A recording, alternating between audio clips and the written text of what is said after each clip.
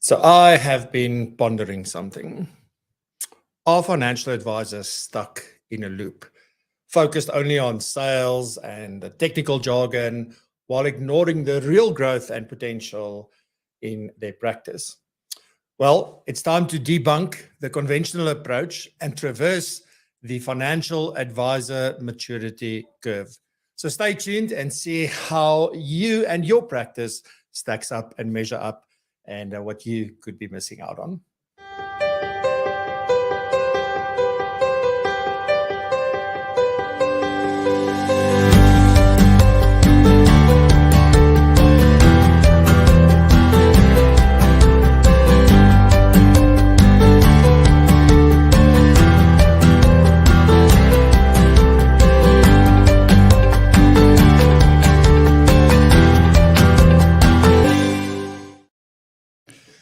Good morning. Good morning. What a beautiful Friday morning. Hope it's going absolutely fantastically well with you. Thank you very much for joining us. And if you're watching the recording, a massive thank you to you as well. Do stick around because this is an entire show aimed at the financial planning profession. And we offer so much in terms of variety as well as insights and powerful topics that we discuss, like the financial advisor maturity curve that I want to introduce to you today and talk about. And I'll explain a little bit where that comes from. So warm welcome. Great to see you all here. I'm not alone as usual. Today I'm joined by Nikki McDonald from the Financial Planning Institute, doing the current affairs for us and sharing the latest news in the profession that we need to know of. And then we have Norma back with Coach's Corner. And Norma today is talking about how I can prescribe to my fear rather than my fear prescribing to me. And it's something that, as you all know, is abounds at the moment. Like there's abundance of fear, I think, from many different places and many different areas in our lives, and such an important thing to talk about today. So looking forward to that. I've got a couple of quick announcements, and then we'll get into today's topic. So with that, a warm welcome. I am going to, for the sake of time, not go through everybody as I usually do, but a warm good morning. Thank you very much for being here. Please participate in the chat. Please participate, share your ideas, ask your questions, and help us drive the profession forward. So without any further ado, here's Nikki with the latest. Nikki, over to you.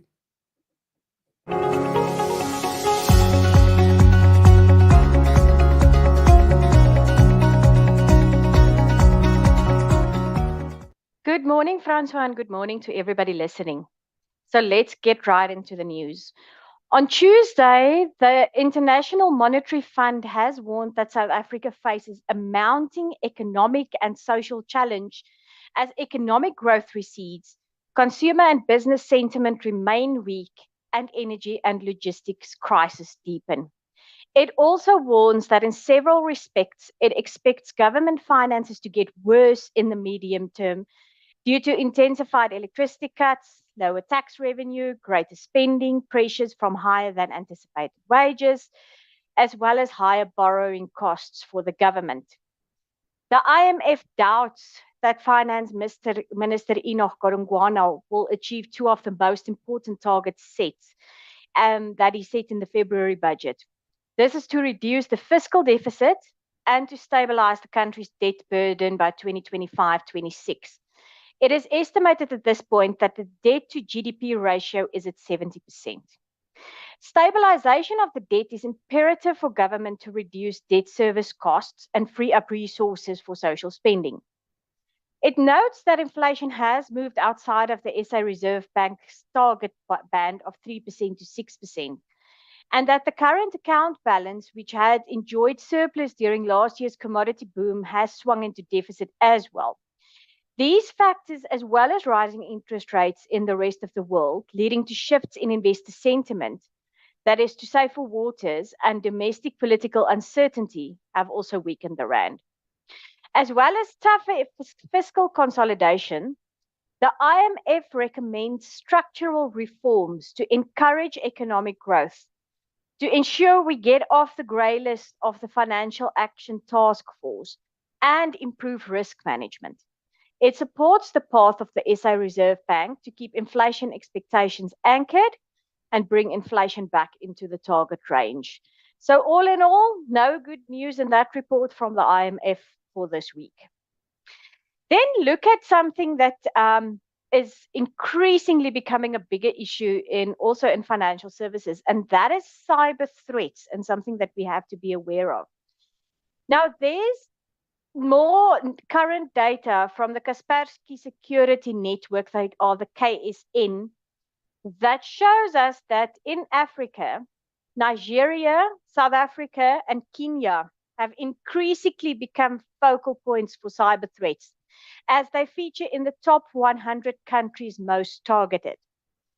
Nigeria is ranked 50th, South Africa is ranked 82nd, and Kenya is actually at the top of the list in Africa at 35th place.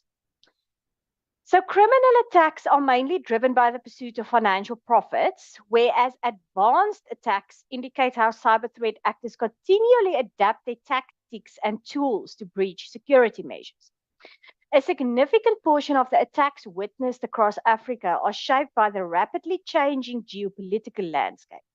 However, a growing concern is that cyber criminals are learning from successful advanced attacks to refine their craft. In the first quarter of 2023, Kaspersky reported backdoor and spyware attacks as the most common threat types in South Africa. They have also highlighted the growing surge of zombie machines. Now, what is a zombie machine? It is a connected device that becomes part of a botnet. Examples of zombie machines include legacy, old, and forgotten devices, network equipment, printers, cameras, even coffee machines. In the year to date, some 1.6 million zombie machines have been detected in South Africa. If you've got one of those in your house, go switch it off and unplug it, I think. And then, Francois, in the last bit of information that I want to share today, seeing as you are headed to the UK, let's share some statistics that will be relevant to you. People in Britain are known for their love of a pub, but there is so much more to it than just being a place to enjoy a cold pint and a packet of pork scratchings. Pubs are also therapeutic, according to a recent poll of Britons, which revealed that almost half the nation has turned to their local pub landlord or bar staff for important advice. The research, which was done by the And Me app, reveals that 48% of Britons claim they have relied on staff at their local pub for advice and guidance during a challenging time. Around a quarter of them insist they would rather chat through life matters at the pub than anywhere else. With the average Briton spending as many as 2 hours a week in this establishment, it is no surprise that 3/4 feel their local pub is a safe space to chat through problems and get impartial advice. And why is it important for us? Because that advice includes financial advice. A third of these people admit that they have asked for financial advice down in the pub, with the most pressing concerns being savings and investments, advice on mortgages, and pensions. An overwhelming 71% have then followed the financial advice that they were given in the pub, which could include to invest in crypto, of which 1 in 5 Brits has been persuaded of whilst at the pub, and a further 9% have discussed investing in a friend's business or even a pyramid scheme. So, Francois, if you find yourself in a pub in the UK, please punt the value of receiving good financial advice from a professional. Thank you very much, and everybody have a wonderful weekend.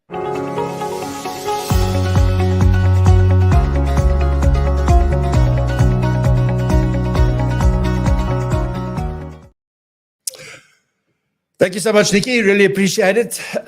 Yes, some good news and some interesting news, I would say. So thank you very much. Really appreciate it. And next up, we have Norma talking about how I can prescribe fear to my fear rather than fear prescribing to me. So Norma, let's hear what you have to share with us this morning.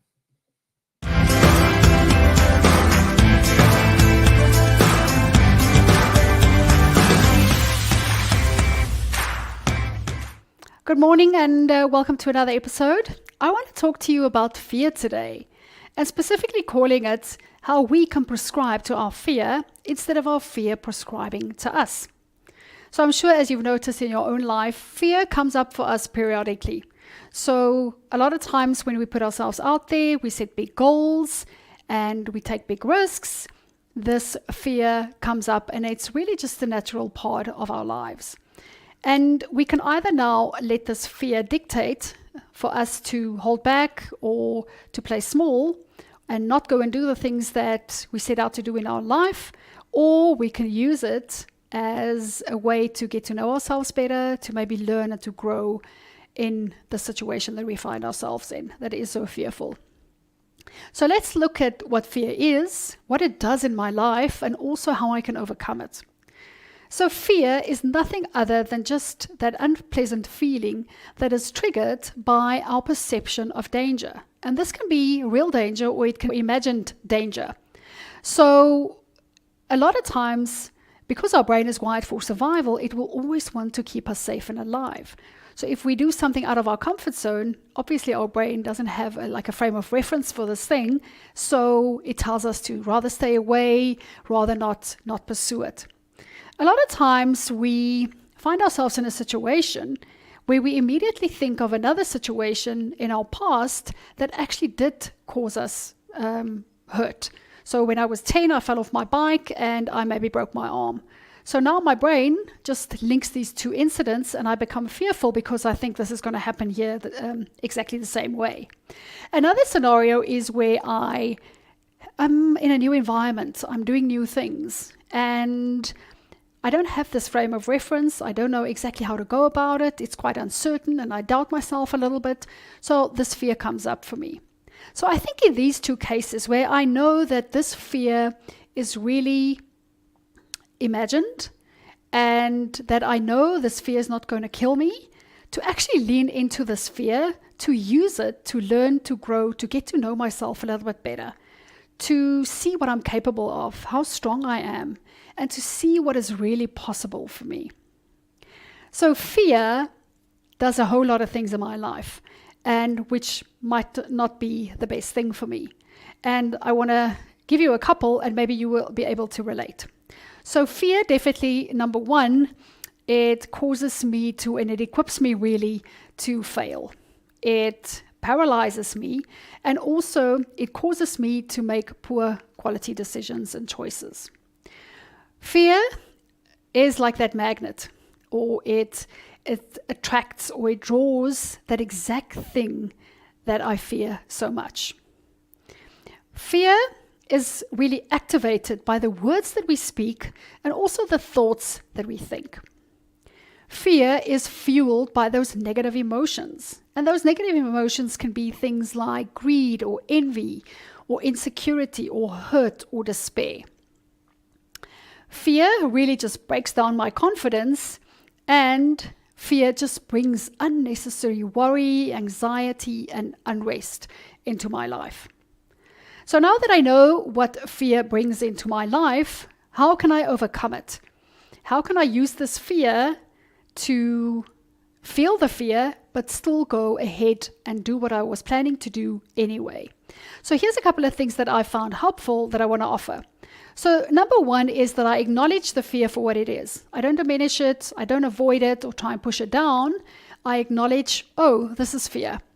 Then, now that I know that it's fear, I can actually go and experience it in my body. I can go and locate exactly where it is. Oh, it might be in my chest area. It might be in my stomach area. And I can describe it to myself. What does it feel like? What does it look like? Then, now, once I've experienced it in my body, I can now be open to ask myself a whole lot of questions about it. Why is this fear here? And keep asking those why questions until I get to the bottom of it. And a lot of times it sounds something like, I'm scared because I'm afraid the client's going to say no. Or I'm scared to put my content out there because don't know how it's going to be perceived. So once I know that, now I can decide on purpose. What do I want to do moving forward? Do I want this to keep me back, hold me back, not put my work out there? Or am I going to use this to build up my courage and my confidence and go and do this thing anyway? And one last thing that I find very helpful is to take action immediately, or take action as soon as possible. So now that I know what I've decided, I want to go out and put my work out into the world, let me take action immediately on something that I can commit to and to make sure that I follow through. So if I am not sure about this webinar that I want to put out there, I go and I immediately schedule that webinar and I start inviting people, just to keep that commitment to myself, but also make sure that I follow through. So this is what I have for you regarding fear. I think fear is a part of our life. Why not use it to push us forward and help us learn and grow and discover new things about ourselves? So that's what I have for you about fear. Thanks for being here. I'll be back next week.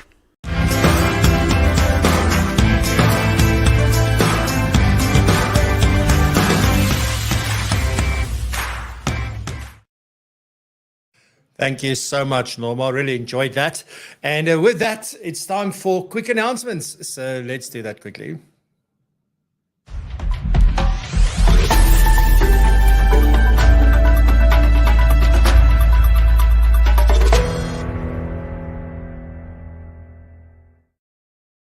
You may have seen on social media, specifically LinkedIn, and probably by now somewhere on my WhatsApp status or somewhere, that we just launched the WhatsApp Marketing Masterclass.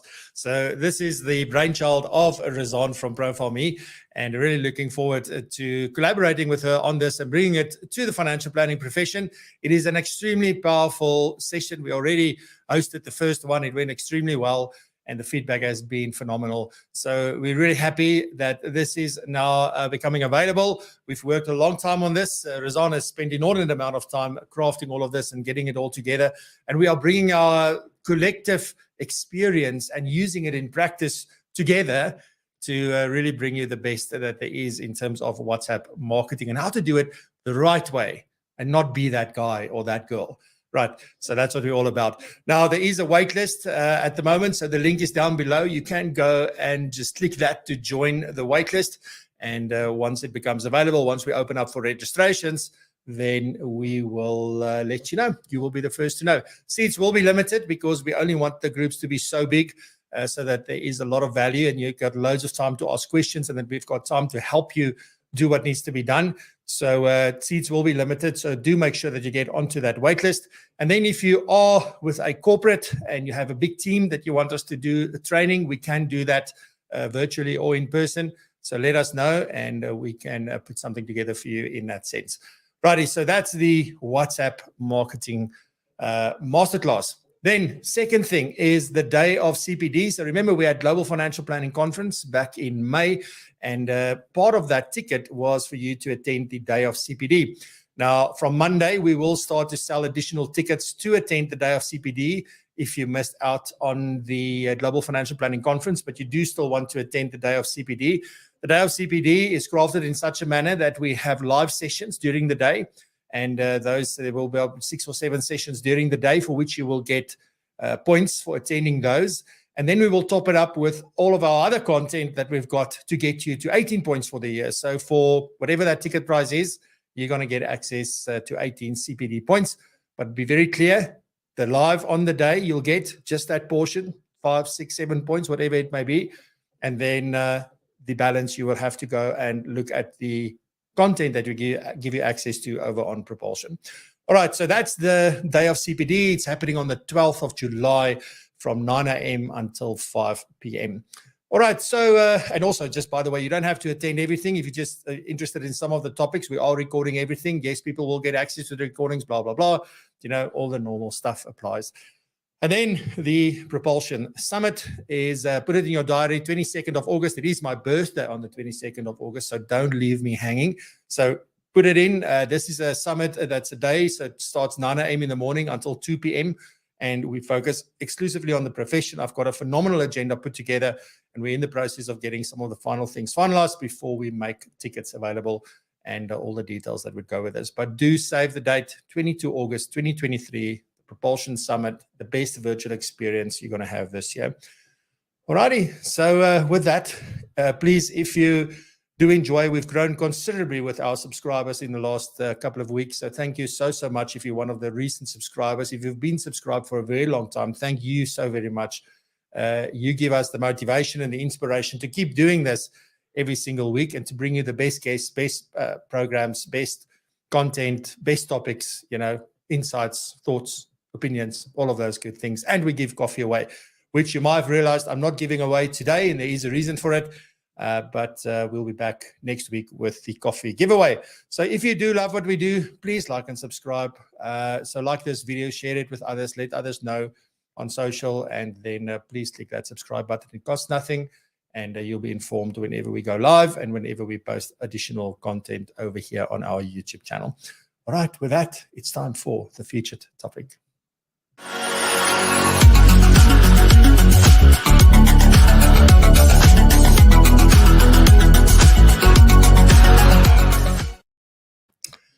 So I guess the big question is, where does all of this come from, Francois? What is the financial advisor maturity curve, and what are you on about? Well, this is what happened, right? So you know that I spend a lot of time over on LinkedIn. I spend a lot of time talking to different financial advisors and planners and different people, stakeholders and so forth in the financial planning profession. And there's something that's happening quite often, which now obviously if I see it happen often, I start thinking about it. What do I think about it? What's my viewpoints? And this is sort of where all of this was born from.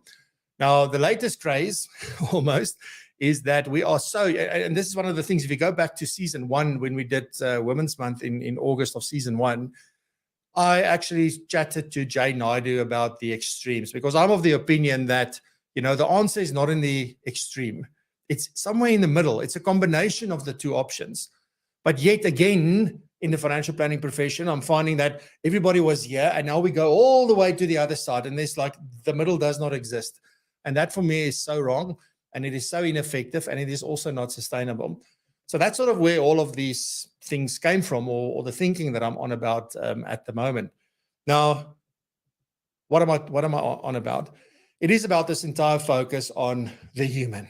Whenever somebody talks about financial planning or product, then that's not right. You should be focusing on the person.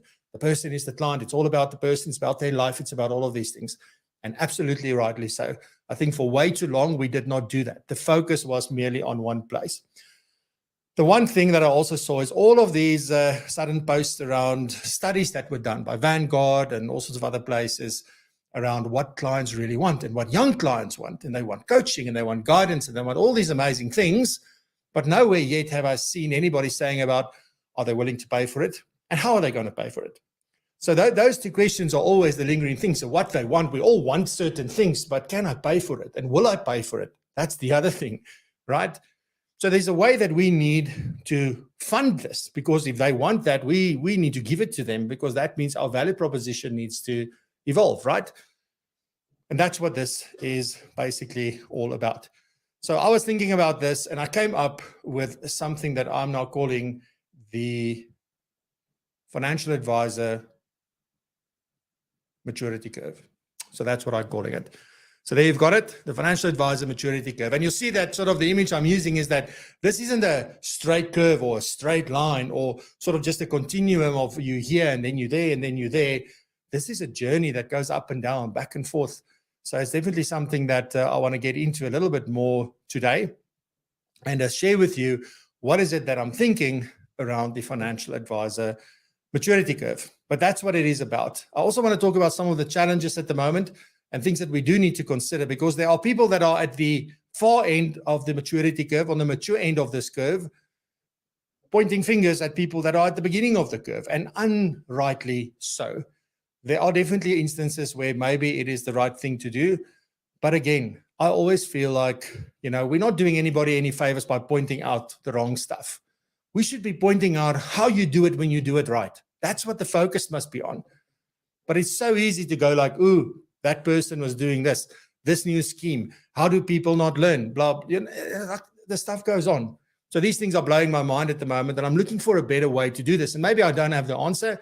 Hopefully you can contribute in the chat and share with me, or in the comments if you're watching the recording, like, how can we make this better? Because I'm definitely open to do something about this.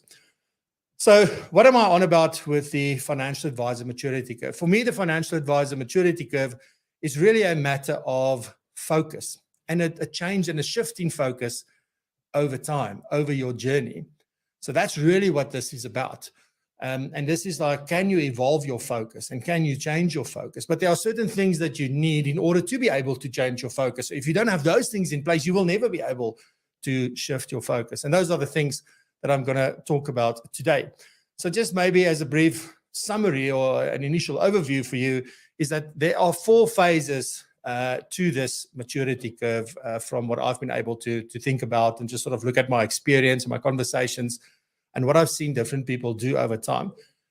So phase 1 is obviously when you start out, you're brand new, and typically there's a product focus, right? So you focus on the product. So I'm going to get into each of these phases in a second. The second phase is then you start building knowledge. For me, you become aware, right? So you become aware, well, there must be another way, or there must be a better way, or I don't have the knowledge that I thought I have. I thought having product knowledge is enough, but it feels to me like there's something missing. So then you move into phase 2 and you start focusing more and more on building your knowledge, and it's more of a technical focus. So we had a product focus. Now we move into the technical focus. I'll talk about that. And then, you sort of grow and you become good at what you do. And, you either decide, well, this is not for me, and you get out, or you say, well, I absolutely love this. I should have done this a long time ago. And you start maturing into the next phase, which is really focusing more than on client retention and possibly broadening your services. And then phase 4, once you've gone through all of that and you've really sorted out and you've built a base and you've built an income and you've got all of that stuff in place, now you really start looking at expanding your value proposition. And this expanding your value proposition is where all this new stuff comes in. Because it's very easy for people that's been on a 20-year journey to say, I'm going to start coaching. I'm going to start guiding. I'm going to start doing transitioner stuff. I'm going to do whatever it takes, right? Because you've already built a base. Somebody starting off, the way that the business model works in financial services and the financial planning profession is not conducive to people starting off coaching and guiding people. It's not as much as you think it is, because by the end of the month, it's not going to pay bills. I've had so many conversations and I say, how do people pay for this, what you're doing? Assets under management. Okay, so that means that you need assets under management. If you don't have assets under management, then guess what? Ain't going to happen. So this is the reality that we need to face. And we need to find a solution to it, which is really why I'm here today, is to try and find a solution for this.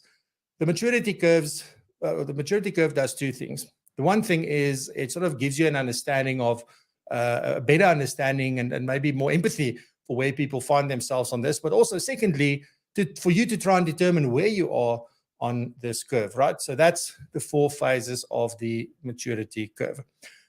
So let's get into each one of these 4 phases, which is very, very important. So the first phase, as we said, is the starting out phase. You're just getting started, and typically the focus is on product. Now, there is one way to sort of skip this phase in terms of being very product focused, and that is if you start off earning a salary or you're on an internship that pays you a salary, where you can jump straight into phase 2. But unfortunately, I would say in at least 95% of cases, that is not possible. For 95% of new entrants into this business, they're going to go into a commission-only business proposition, and they're going to find themselves in a product provider space, typically, right?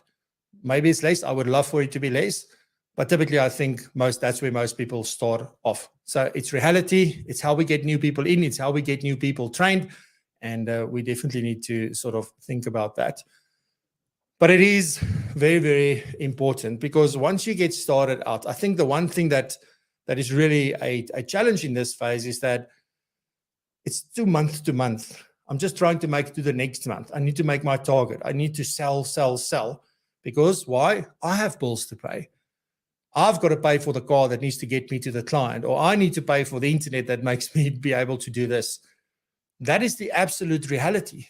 And starting off day one, thinking that somebody should start off just doing as and when commission, or just doing fees, or any of those things when they know nothing, and they have no real client base, I think that's a fairy tale. That's not going to happen. So unless we help these people, and at least over a 3-year period, if you're not willing to commit to a salary to this person for 3 years, they are doomed anyway. If you say, look, I'm going to give you 6 months to make your target, and you knew, that's not realistic. Like, if you think that that's going to be, that will work, I do not agree, right? We've got to be so focused on creating the environment that people can thrive in, that people have the best chance in succeeding. I see we're losing phenomenal people simply because of how the system works at the moment. So I don't have the answer, but I think there are certain principles that we can definitely look at from this point.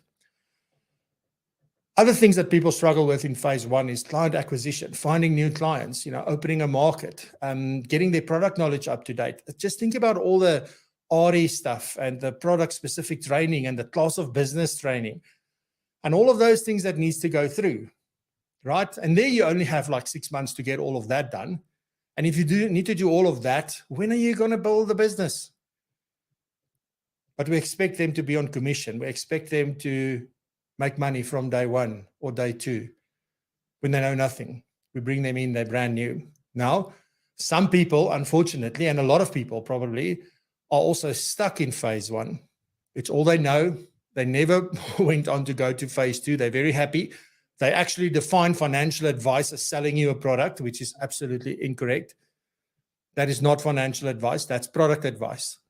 It's telling someone, listening to their problem and saying, oh, but then you need life cover, so let's give you life cover. But there's no deeper understanding. There's no other planning even taken into account. There's nothing being done. And often people also dress the product sale up as being financial advice or, around the free stuff that we'll give you for this, which is also a problem for me. So there's lots that needs to change here. But the reality is that we've got to start at phase 1. Or most people in South Africa, and the world for that matter, will start at phase 1 unless we change the model. And there are people who have the ability to change the model. I mean, I've been part of conversations where people are saying, look, we appoint 1,000 people. A year from now, there's only a few left. 3 years from now, there's like only a handful left. And every year they keep it's a numbers game. That can change. Imagine you stop appointing 1,000 people. And imagine you start paying the 50 that you did appoint salaries to get them going, but you keep all of them. They do the right thing for the right reason with the right intent. I think you will thrive, and you won't have all these costs of training people that don't last. So I don't know how the numbers work, but that's sort of what my common sense is telling me. So that's very, very important from a phase 1 point of view. Then when we move on to phase 2, this is now where we start building knowledge. So this is where we really become aware that, whoa, there must be a better way. There must be more to this than just product sales. And a lot of people just come to that realization because either they start losing clients, or clients start asking them questions that they can't answer, and they realize like, well, my clients have a different need. I don't have the skills and knowledge, and maybe it's more than just selling product. So then we go down, let me get my CFP. Right, so get my postgrad in financial planning. So that's typically the route.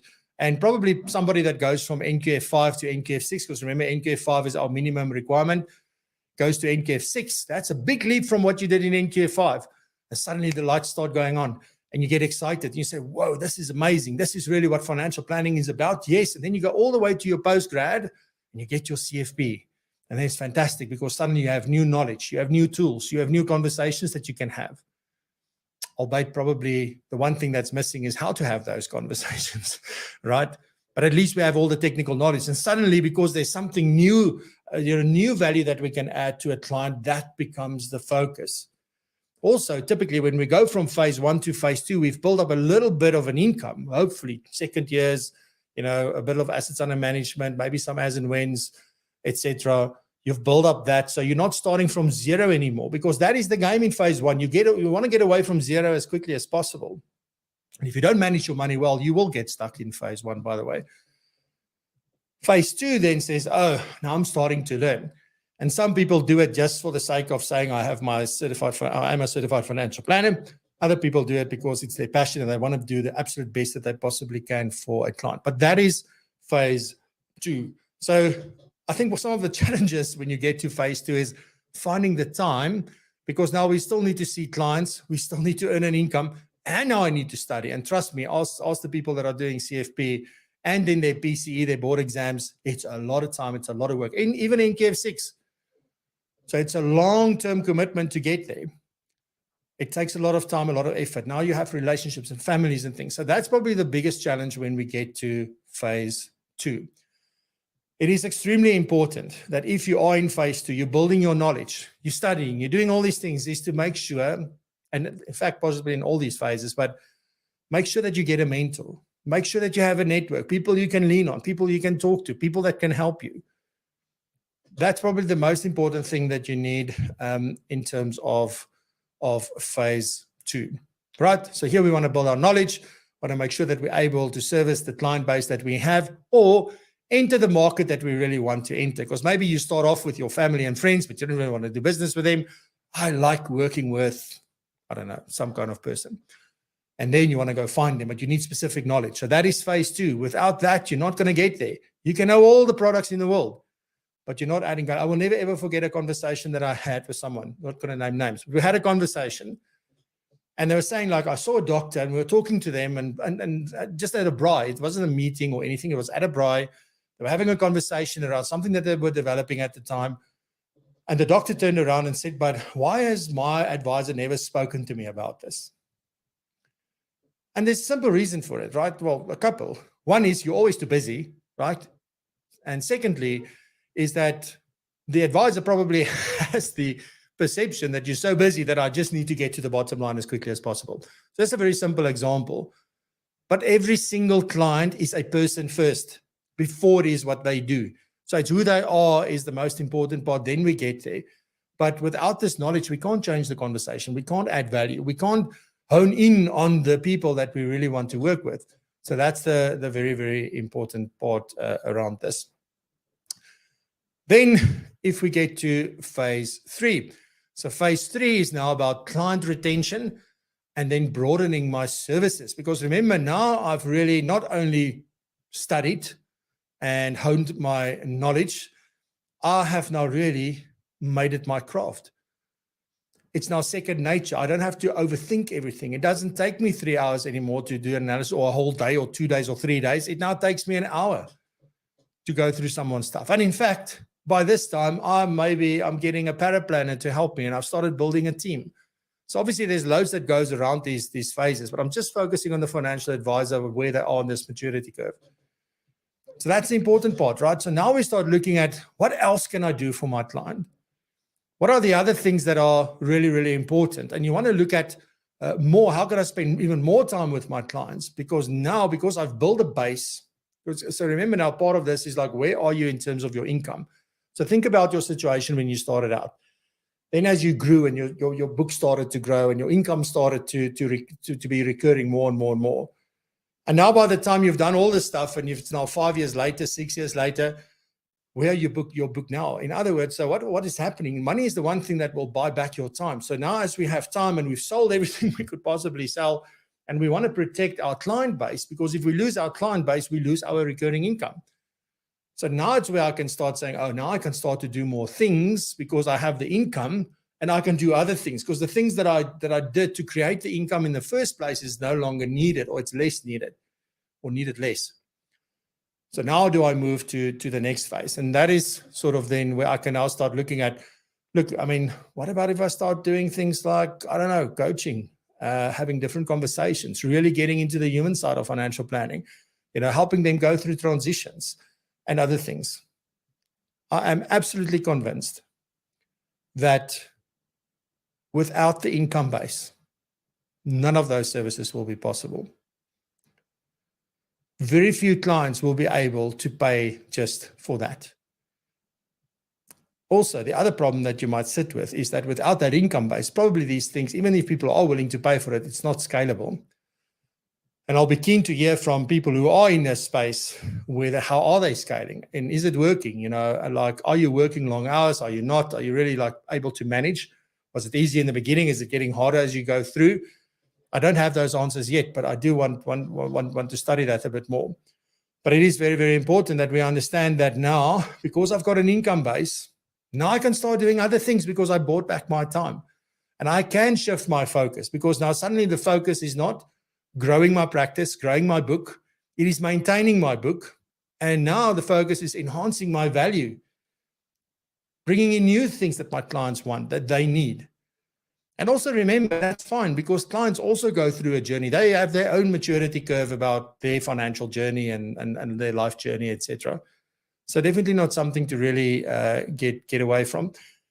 Also, once you've built this base, maybe now in phase 3 is the time where you can start moving away a little bit from commissions and those kind of things and maybe start looking more into fees. Maybe now it becomes more feasible, you know. So those are the kind of things that we need to think about, is that there is a starting point and there's a way to get to where we need to get. But we need to have a plan. I think we need to be intentional about how we move through this curve and move quickly, but not too quick, right? Or too slow. So that's very, very important. Then also lastly, just about phase 3, like your interpersonal skills have always been important, but now it's becoming even more crucial, more important. And now instead of focusing on the technical things, the financial planning side of things, we get more into this sort of how can I have different conversations, ask better questions, get a deeper understanding, extract more information, build trust a bit more. Because now I can do this, right? And I think it's a natural thing. So again, unless we put somebody into a salaried position for at least 3 years, you're going to have to go through phase 1, phase 2, and then get to phase 3. But we can fast track it, believe it or not, if we do it the other way with a salary or an internship. So just something to sort of contemplate. So that's sort of a hack of how to jump into a different phase or start in a different phase than just all the way over in phase 1. So then phase 4, when we start looking at phase 4 is about expanding our value proposition. So this is now really where, you move way beyond what you did as a financial advisor or financial planner, and you really get into becoming a coach and a guide. Remember, your client is on a hero's journey and they all need a guide. Frodo needed Gandalf, right, to sort out the ring. You have this in all these different sort of things. If you think about, even Harry Potter, he had guides, he had Dumbledore. So all of them have these. Like you think about Star Wars, Luke Skywalker had Obi-Wan Kenobi. So all the heroes in the story needs a guide, and you can fulfill this role more and more and more once you get to phase 4. So now when you start thinking about what do I do for my clients, then you can get into like, well, okay, now there's all this cool stuff that I can do. And the focus is no longer on product. It's no longer on the technical side of financial planning. In fact, you definitely by now have somebody doing those functions for you. And all you do is spend time with your clients and make sure that they are okay, they make great decisions, and that they really get to live the life that they are foreseeing.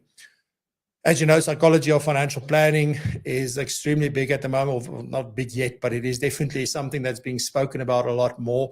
So this is where psychology also starts playing a bigger role in your life and in your client's life. And you will attract clients that hasn't been your clients before, but are in this place where they're looking for someone like you. So now you will still attract new clients. It's not that, because I don't do all that other stuff anymore, I won't find those clients. The fact of the matter is, when you're in phase 1, you're not ready for phase 4. When you're in phase 2, you're not ready for phase 3. None of the previous phases are ready for phase 4. So it's really important to understand how we go through this journey, what are we doing, and the best way to get us there in the right way, in the right manner. And it always boils down to your intent. Is your intent pure? Do you always want to grow? Do you always want to be better today than what you were yesterday? Those are the questions. Those are the things that you need to sort of ask yourself. So if I think about challenges and possible solutions, I think I sort of touched on a few of them as we went through the curve. But if I start thinking about the challenges, then, probably finding, when you're in phase 1, like, what will be the right product suite for you? Like, where would be the right place for you to begin with in the first instance? These are all challenges. Who's going to help you? Where are you going to find clients? So there's so many problems and challenges that we have in phase 1 that we don't even have the brain space or the capacity to think about the things that we want to do in phase 2, 3, and 4. But I think what is important is that when you start off in phase 1, you know about phase 2, 3, and 4. And then you say, well, that's where I want to get to. And maybe you want to get stuck in phase 2 because there's people that love that, and that's perfectly fine. There's people that love phase 3 and phase 4. So it's all about where you want to end up on this curve at the end of the day. The one phase is not better than the other. They are more appropriate for a certain kind of client and for you, what it is that you are after. And that's the big thing. So you can still sell and advise on product ethically and doing it well, right? The problem is that often we see it as not being ethical when you don't do all this other stuff. And I don't think that's wrong. As long as the person is very clear, my value proposition is finding the best product for you and making sure you pay the best price. And this is it. Because if that's all the client wants, even though we know they need this, if this is what a client wants, that's all they're going to go for. They don't go for what they need. They always go for what they want. So just important to also remember that. When you get to phase 2, then suddenly it also becomes about finding time so that I can study and start to understand. And how do I marry my new knowledge with the practical side? How do I practice this stuff? So that's a big part of phase 2. Some of the challenges when I get to phase 3 is mastering my client retention, and just making sure that we maintain a high level of service. You might find yourself moving a little bit more into managing the business side and the practice than it is just necessarily giving advice from that end. And then also, whilst we're doing that, we're trying to now, because remember now we're sort of growing the services. So now I need to introduce new services, and it becomes a little bit more challenging. And then in phase 4, obviously, is to, when you start really talking about new things, I can coach you and I can help you and I can do this and do that. How do you really demonstrate that this is going to be valuable for the client, particularly if you want to charge fees for that? How do you do that? So there's a new level of skill that is required. It's going to be a lot of trial and error. And how do you justify? Because probably if by the time you get to phase 4, you can charge a lot more than a person in phase 1. Okay? Theoretically. But that's the important part. So how do I justify these, and how do I show them, and how do I make sure that I have a diversified income stream that will continue and that we're able to maintain and grow, in fact, because if you don't grow, you're moving backwards. So that's very, very important. The other thing that is critically important, doesn't matter where you are, and this is something that I see with people that are stuck in phase 1 on the product focus, is that they stop learning. That's why they're stuck there. They don't keep learning. So a crucial part of moving through the maturity curve is that continuous learning, keep being curious, keep asking questions, keep trying, keep failing.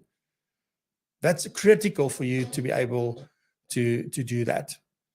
You've got to stay up to date with everything that's changing, and things are changing at a pace. You've got to use your CRM well. You've got to implement technology.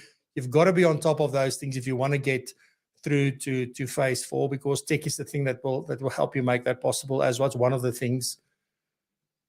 It is very, very important. And how will your business model evolve and change as your focus evolves and changes? That's the big question, right? So how do you do that? So it is very, very important that as you go through this evolution, as you go through this journey, as you go through sort of reinventing yourself through the 4 phases, that you must remain agile. You must be able to adapt. You must be open to it, because that is going to be required. The vision you have today, by the time you get there in 5 years' time, circumstances might be very different by then. So very, very important. So what do we talk about today in this particular one? So we have done the financial advisor maturity curve and the 4 phases. Phase 1 was starting out and the product focus. Phase 2 was then building knowledge, becoming aware is actually what I would say. Then building your knowledge and having a technical focus. And then as you move beyond that, you get more into, now I've built my business. I've got a income base. Now I want to protect my clients. I want to retain my clients. And suddenly the focus moves from client acquisition to client retention. And now you want to broaden your services to these clients. Why? Because it's easier to sell to existing clients. And then once we've done that, now I want to start expanding my overall value proposition. Because maybe it's not about services anymore. It's more how I do it and what I do and the value that brings. that's it for my story on the financial advisor maturity curve. And I hope you enjoyed that, and that you are thinking about some things, and that I will get some comments in the chat and in the comment section below. You're also welcome to get in touch with me in any other way that you feel necessary. All our details are below.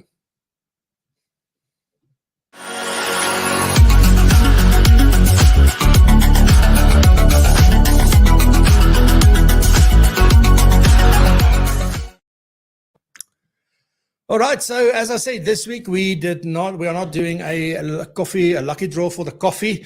And the reason for that is that as you were watching this, I'm actually, hopefully I've landed by now, but on my way overseas. So I have not been able to do this live. So if you did stick around to here and you thought this was live, thank you. I hope I did it well enough for you to think so. This is only the third time ever that we haven't done a live show where we've pre-recorded.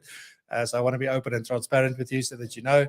But next week is a public holiday, so possibly we won't be back. We may be back because where I'm going to be, we're talking about doing maybe some form of a special live broadcast.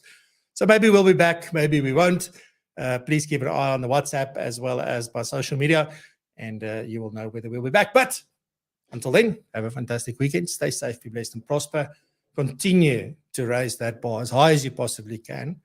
And stay safe, be blessed, and I love you. Bye-bye.